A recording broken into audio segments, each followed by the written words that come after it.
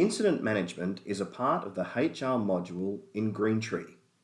If the desired user has access to this module in nTree and an incidents license has been assigned to them in the Enable Us App Maintenance screen, they will see the incidents tile in their dashboard on the nTree app.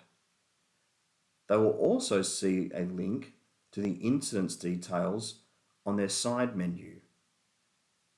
If the user does not see these options, please ask them to log out of their app and log back in again. Clicking on the incidents will bring up a listing of all incidents in their nTree system. To open an incident, click on the desired incident from the listing. From here, you can edit the incident record you've selected. To create a new incident, click on the New button to the top right of the incident listing. Incident details include incident date, status, type, description, location, and circumstances.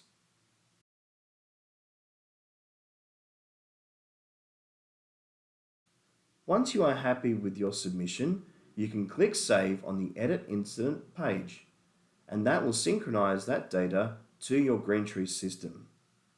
To delete an incident, you can do so by opening the desired incident record and clicking the trash icon in the top header. Once confirming this deletion, this will send a request to your nTree server to delete that record.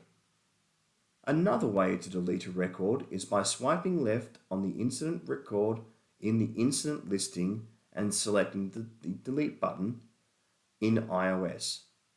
In Android devices, you must long press and hold the incident listing item and then select the delete button.